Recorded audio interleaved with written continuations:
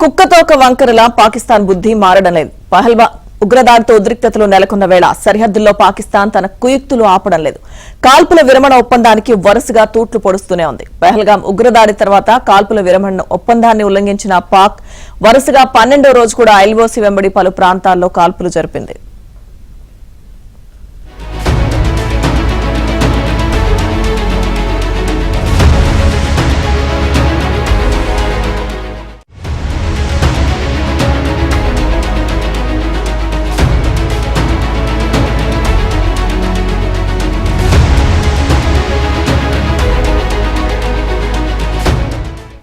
కుప్వారా, బరాముల్లా, పూంచ్, రాజౌరి, మంధర్, నౌషేరా, సుందర్బని, అఖ్నూర్ సెక్టార్లలో పాక్ రేంజర్లు కాల్పులు జరిపారు.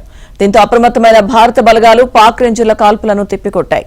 మరోవైపు జమ్మూ కాశ్మీర్లోని సమస్యాత్మక ప్రాంతాల్లో భద్రతా బలగాల సెర్చ్ ఆపరేషన్ కొనసాగుతోంది.